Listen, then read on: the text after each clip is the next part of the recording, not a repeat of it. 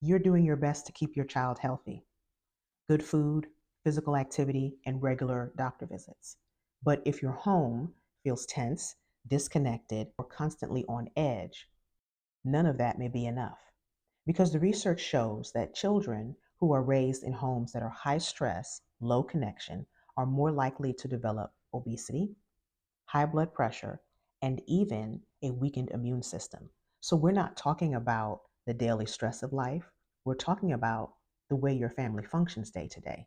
And it's what we call family dynamics. Hi, I'm Vanessa. I'm the doctor who will tell you the truth about motherhood. And I'm the mom friend who will share it with love so that it all goes down a little bit easier. And today we're talking about family dynamics, but not just talking about it, talking about how it can impact your child's health, which I know, if you're like me, is a very real concern for you, one of your top concerns when it comes to your children. And first, I think we need to start off with what is family dynamics? Vanessa, I don't know what you mean. Family dynamics, this is my definition, are the attitudes and actions that occur in a family that either support it or sabotage it. So, in other words, it's the way that you all talk to each other, the way that you appreciate one another, and it's the way that you're there for each other. And if you think about it in terms of a triangle or a triad, like you see here on the screen, you see that they make up the three sides of this triangle that we will call family dynamics. And if one of those is missing, because I'm not talking about you have to do things perfectly, right? This triangle has all the sides equal, but some triangles are not. Maybe you're real strong in communicating, but you're not as strong in showing support for one another. As long as there are three sides, you have a triangle. But if one of those sides is missing, you no longer have a triangle. Your triangle has now collapsed. And that is a visual of what happens in your family. It's no longer functioning optimally, and it's no longer functioning in a way that the people in the family, especially the children, are feeling safe and supported enough to develop in a healthy way. Now, in another video, we'll talk about the mental and emotional piece, but I wanted to start with the physical health because that's not really something that's talked about. The connection between how your family functions day to day and the impact that that has for the good or for the bad on the health of the children in that family. So now that we have unpacked sort of what family dynamics means, let me tell you some ways that it might show up so that you can have an appreciation for the seriousness of it and why, as we talk about family dynamics going forward, why it's something that if it's a struggle for you or if you're finding that because of what I'm sharing with you, oh, my family's not doing real well, but I didn't realize because that's just how we've always done it, then you can sort of pay attention and start to see where you are falling on the spectrum of how well your family is doing in these three different areas.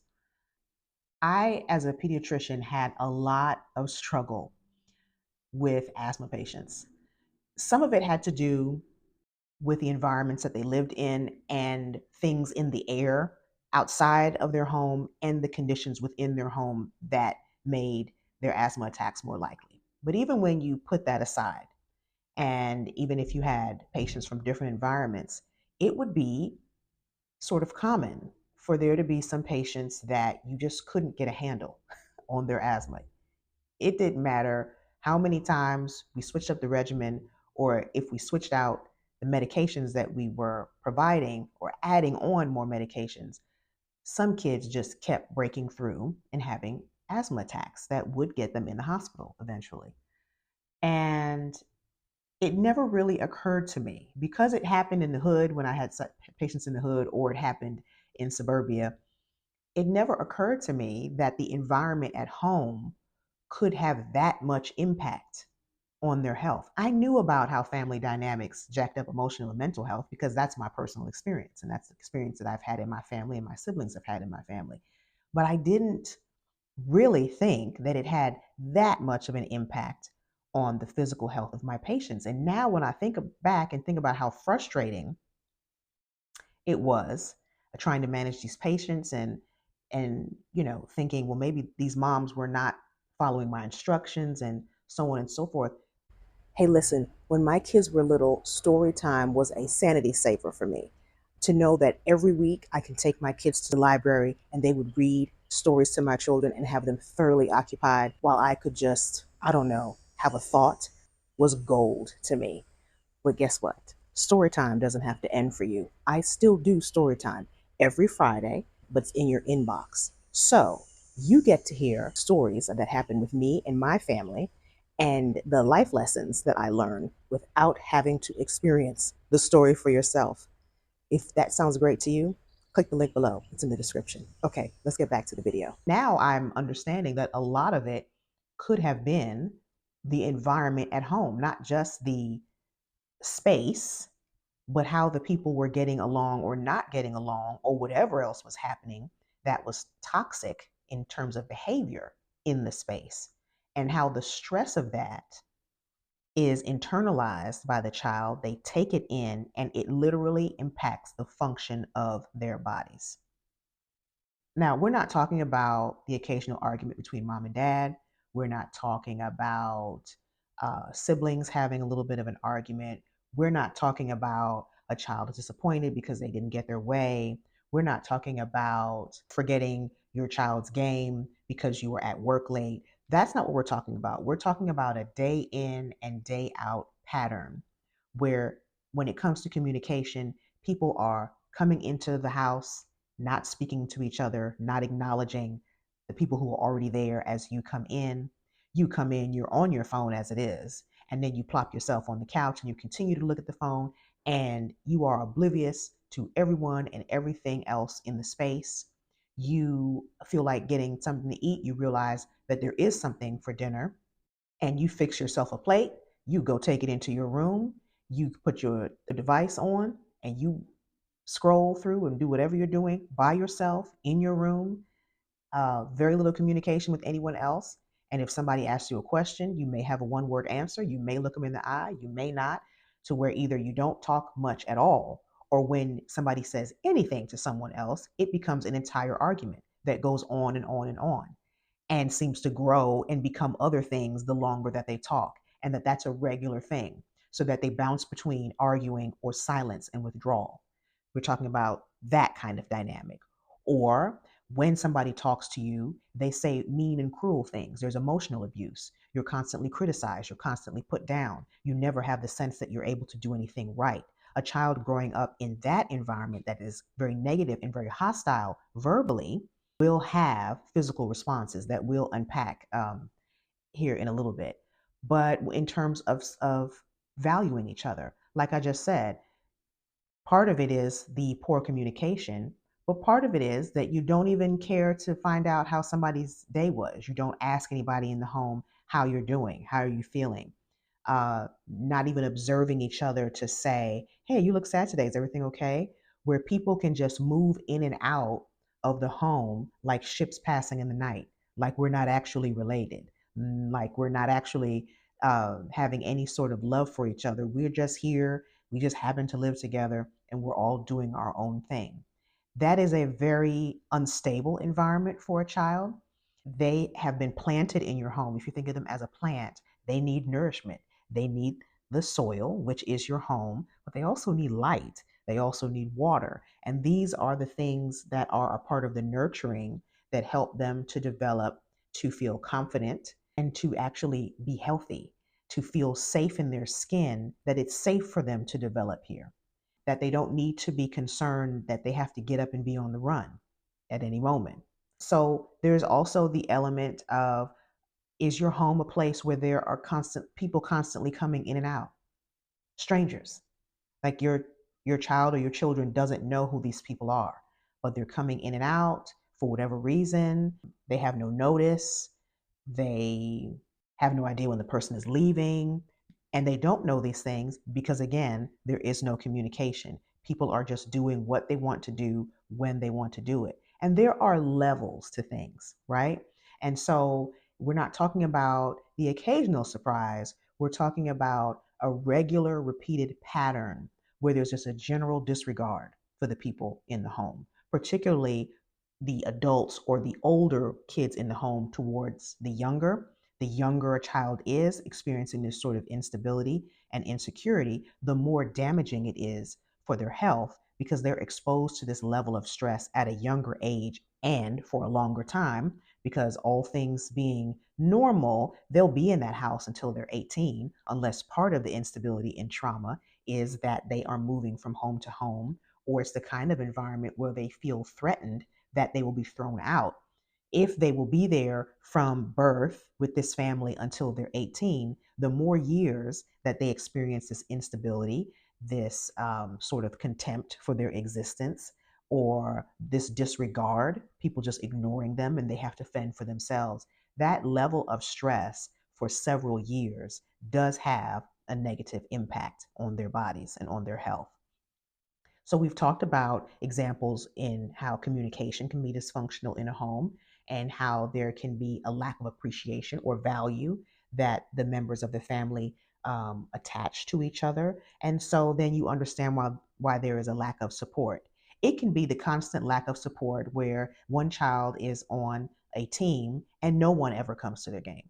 And it's never a priority, or even if it's promised, there's always something that comes up why no one can support them. And then you put that on top of no one noticing if they're having a struggle in a certain area, that child not feeling safe, if it's a home where there's very little communication or people are so busy, right? Sometimes it is that parents have to have multiple jobs. In this day and time, yeah, it's tight. And so maybe you're having to have spend a lot more time outside of the home working, and children are coming in the house and they have to just fend for themselves. Whatever their day was like, there is no one there when they come in to discuss it with. They have to now make their own transition, leave whatever happened there, and sort of make that mental pivot to hopefully going ahead and doing their homework. But realistically, depending on what kind of day they had, and not having the opportunity to share that with anyone, are they really going to turn around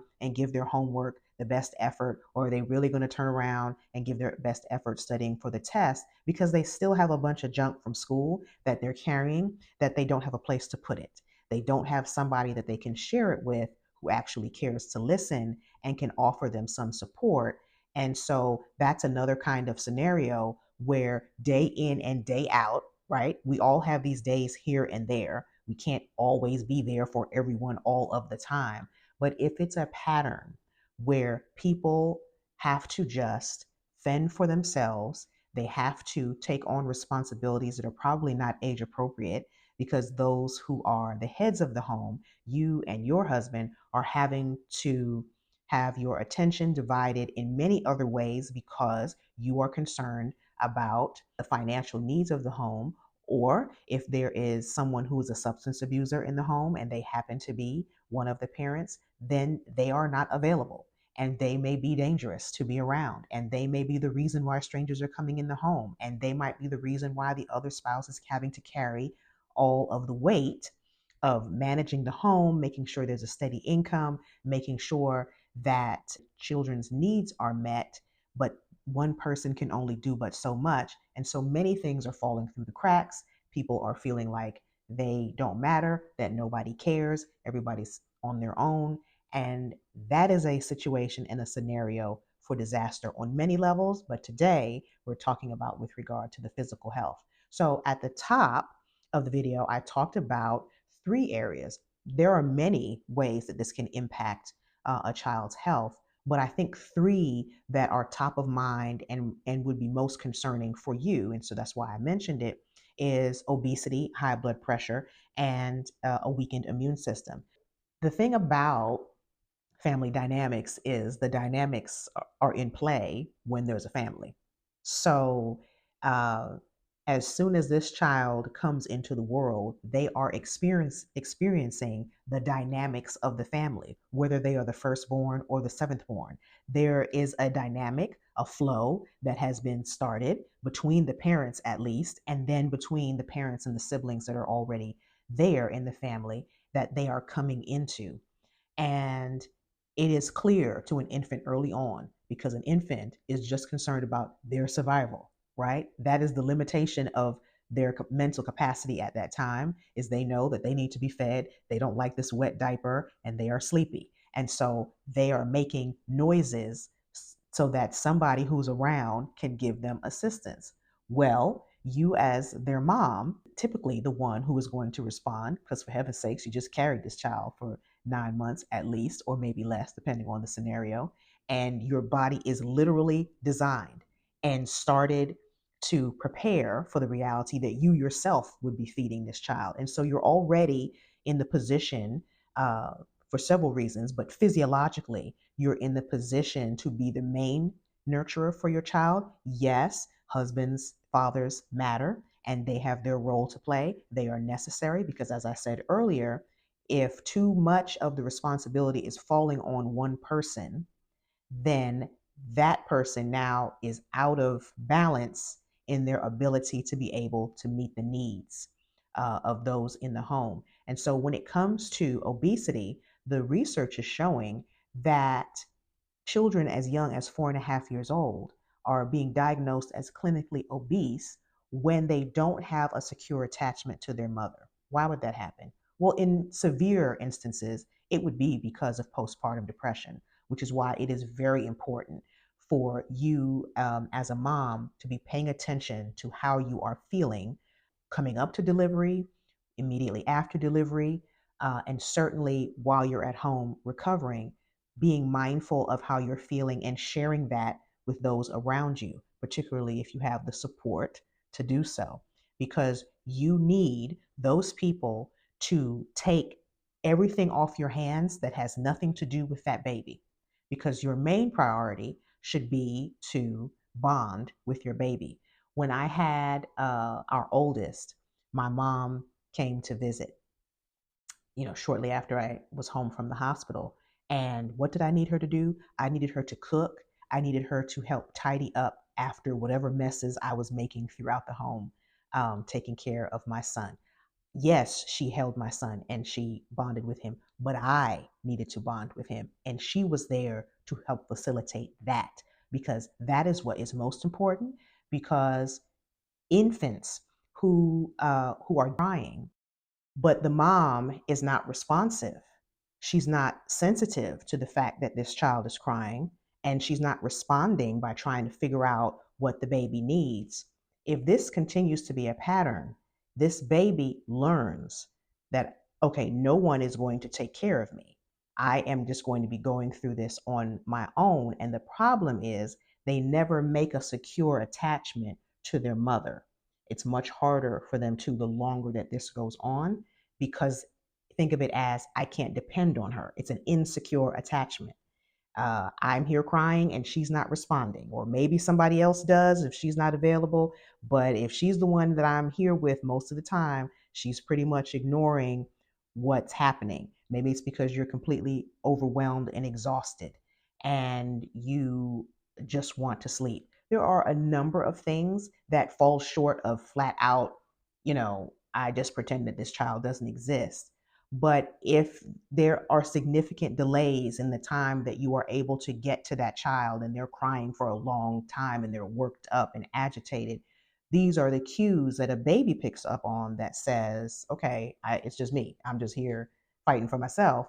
And because there is no one who soothes them, there is no one who cares and meets their need and helps them to settle down, they, as they are getting older, don't learn how to settle themselves down, what we call self soothing. They have trouble doing that. The more trouble they have doing that for themselves, the more that they will find things that will help them calm down. What would they find? Maybe if they're like me, they'd find some chocolate. And yes, I have moments where I do that. But if that was my regular thing, then it would explain why I'd be larger, because I'm using food to help soothe myself, because I have never learned how to soothe myself internally, because the one who nurtures me or should be nurturing me or who's designed to nurture me didn't have the capacity to do it for whatever reason.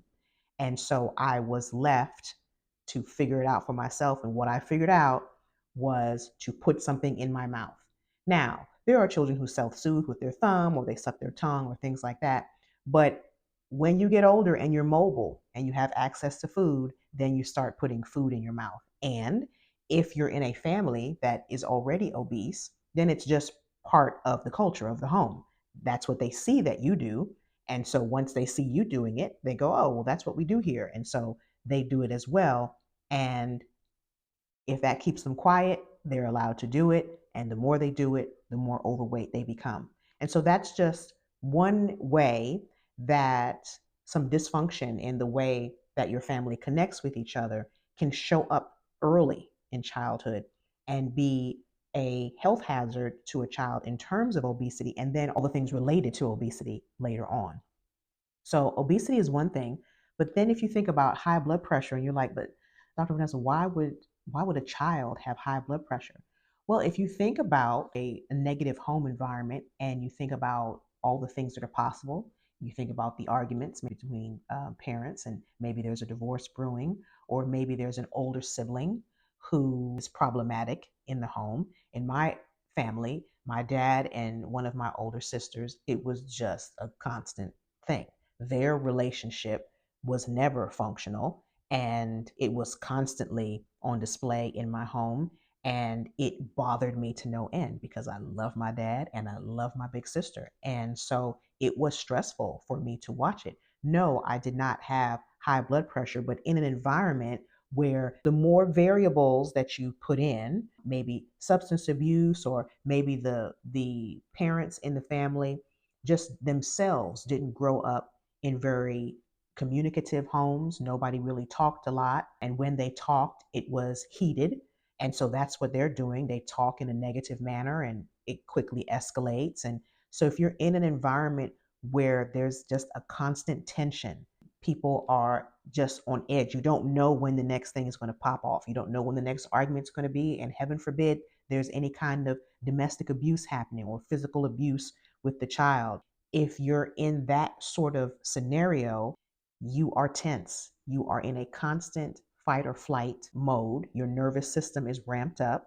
You're ready to respond, whether that means you need to run out of the house or you need to run for cover. You're just always ready for what might happen. And that pressure that you live under shows up in your body as high blood pressure. And staying in that state of a high heart rate is causing a high pressure in your blood vessels and eventually leads to high blood pressure, because we're not meant to be revved up all the time. If there is a situation that pops up, life happens to everybody. There's an argument that, came out of nowhere, and it's tense, it's scary even to watch. But when it's over, you're able to come back down. You're able to relax and you're like, okay, I'm safe. But if you are in an environment where these things are constantly happening, when you're in that sort of state where you're constantly stressed about the safety of your own existence, not only are you more likely to have high blood pressure, you're also more likely to have issues with your immune system in two different ways. One is the cells that are responsible for fighting infection, right? The cells that come on the scene because there's a virus or a bacteria that has been sensed in the body, those don't work as well, because you really only heal as well as you are relaxed to heal. If you are in that revved up, tense state, your body is ready to run. Your body is not ready to relax and recover. Those things can't happen at the same time. It's either one or the other. You're either revved up to run or you're relaxed to recover. And if your body doesn't have the opportunity to relax and recover, then you are not in position to really recognize that there's an infection and respond, and your body respond to it optimally, because your body has to be on alert to run. So there's that issue where your child is more likely to have infections because they are just not, they're mobilizing their cells to attack and get rid of the bacteria or the virus that has invaded. And then the other aspect of how your immune response is weakened is that if you are constantly revved up, there are ways that your body responds in that flight or fight mode as part of what it does to prepare to survive. And it releases things into your blood that cause inflammation. And the problem with inflammation is only if it stays. if you have chronic inflammation. And why would it be chronic? Because again, you are never relaxing, you are never recovering. Your body is staying at the heightened stress response. And so if you don't get to recover, the inflammation doesn't get to go away. The inflammation can just be because you are stressed. Your body just knows there's a stress and it responds the same way to a stress that is because of the hostility in the environment as it is to if there is an injury to the body. The stress response is the same. And the inflammation that occurs is there for a small amount of time to do a specific task. But if that task is not actually necessary, or the task is done, but there's no now relaxation, the body doesn't recognize, okay, I can relax, all that inflammation and all the elements of it now begin to affect normal tissue because those things are there to fight. Those cells come to fight and they're going to fight somebody. But if they don't go away and if they're not sent back to their station and be like, we got it, we're good, the danger is over, then they'll start fighting whatever else is around and they'll fight the healthy tissue. And all of your child's organs are made of tissues, cells that make up tissues. And if those things start getting attacked by the components that are in inflammation, then you start seeing disease happening in other parts of the body. And you also have a weakened response to be able to deal with all of that. So when you start seeing the body fighting itself and you have autoimmune diseases, that is related to the inflammation that is chronic, that is there because of this chronic stress. Why is there chronic stress? Because the home environment is chronically stressful. Because here's the thing, the world is stressful. The world is stressful. And so, like I've said in previous videos, everyone needs a place that they can come to that when they close the doors, they're like, oh, I made it back home. And these are my people. And these people care about me. I'm loved here. I'm cared about here. I've been through a lot today, but there's somebody in this house that I can talk to about it. They'll make time to listen. They may even have a suggestion, or they may just give me a hug as encouragement. They may share with me what they did when they experienced it. And so that sort of care makes home an environment where people can relax and recover. Even if they felt the stress all day, they know that once I get home, I can relax and recover. And not just recover emotionally, but my body can recover from that heightened sense of threat all day long.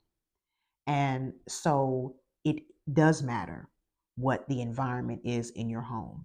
And this is more than just smiles and giggles and, 12 hugs a day, as people recommend. It's more than that. It is the way that you interact with each other, the kindness, the thoughtfulness, that even acknowledges that people exist and that they matter enough to each other to both talk to each other and to look each other in the eye and say, hey, you good? Because you look upset, or hey, you look like you had a good day. What happened? Tell me.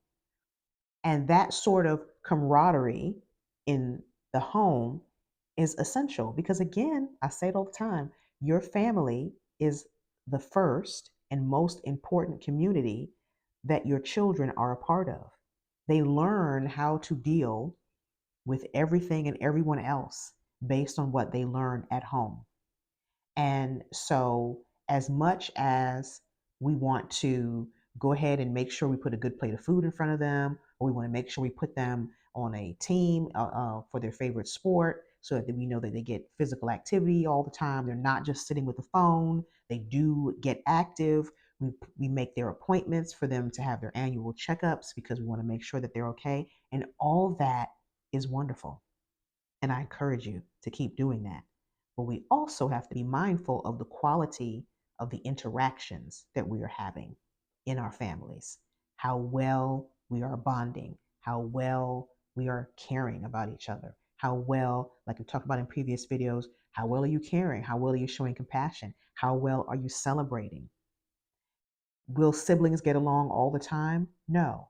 But if it's a regular thing that there's actually animosity, like it looks like borderline hatred between two kids in particular, that needs to be addressed. That needs to be something where you and your husband sit down and talk with that child and those children and have them explain where this started, what is it all about, what do they need, how can we help, what have they misunderstood. These things can't just go on because it's bigger than the fact that when they grow up they won't be friends. We tell our kids, we hope to live a long time, but the fact of the matter is they are going to have each other when they don't have us.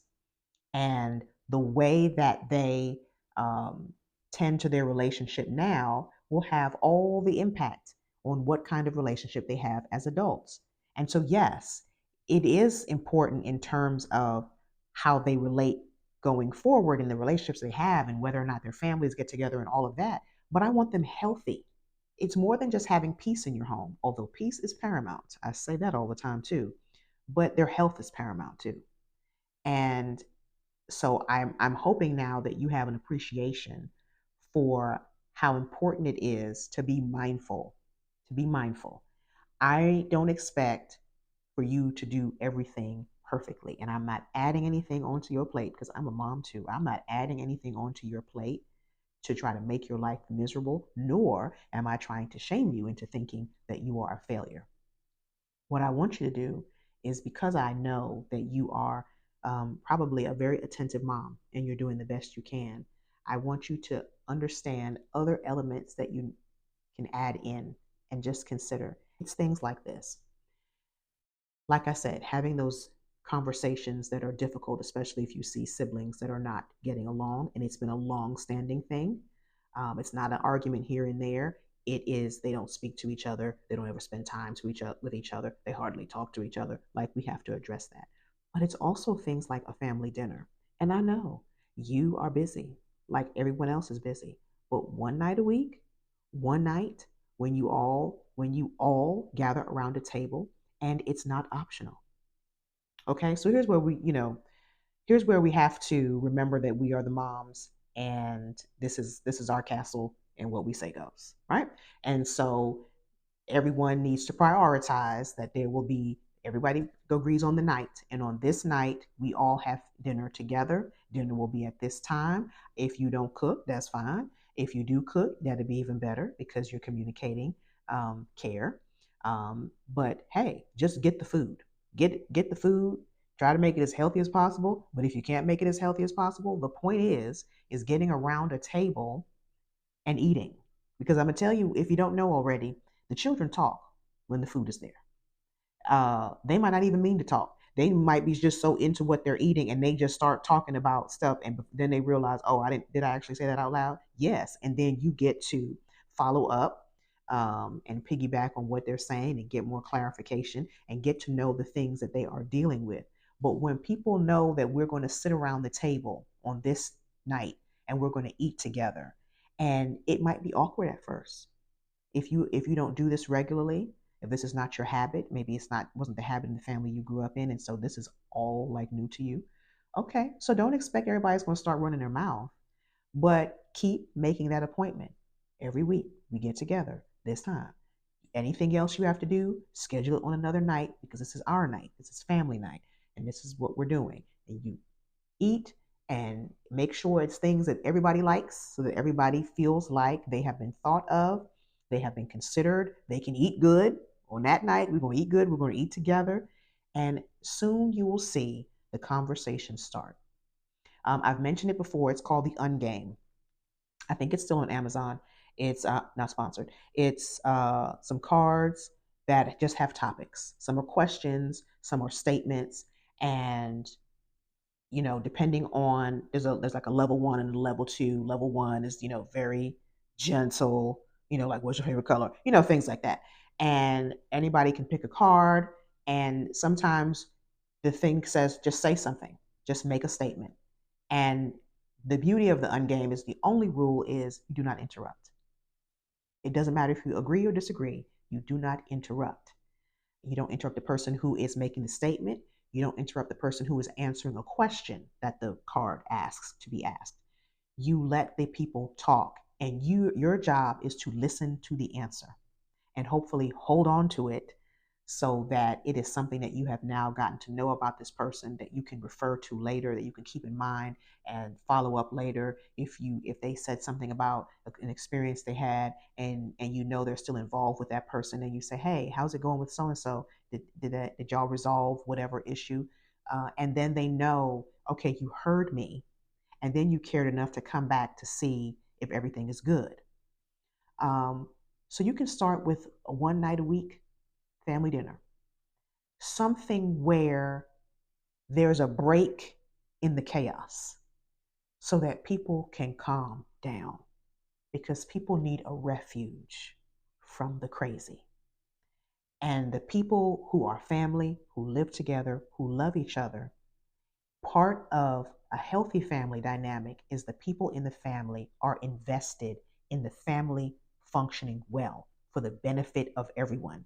They're not just interested in themselves, they're interested in the family doing well, and they understand that that requires give and take. That give and take is not just about feel good, it's about your children feeling safe enough to grow, to develop, and to live healthy, well rounded lives, to be free of disease as much as possible. And that if they do have something they already suffer with, that the family that they live in and the home they're growing up in is not also contributing to their poor health. That there's something, that their family is actually a part of the healing process, because when they're at home, they feel safe and they relax enough to recover. But listen, let me know in the comments what stuck out to you from this video. Did you have an aha moment? Did it occur to you, wow, maybe some of the things we're experiencing health wise is because of the way that we are communicating with each other and interacting with each other and treating each other? I'd love for you to share about that in the comments. And let me say this before I go. If you feel like you are in danger, mom, if you feel like you are in danger, go and get help immediately. Because whatever danger you're in means your children are in danger as well. And that danger is not only affecting your health, it's affecting theirs. And yeah, I want all of y'all to live a long time. So, on that note, I want you to remember that when it comes to you being the mother of your children, you are the woman for the job. You take care of yourself and take care of your children. All right, take care.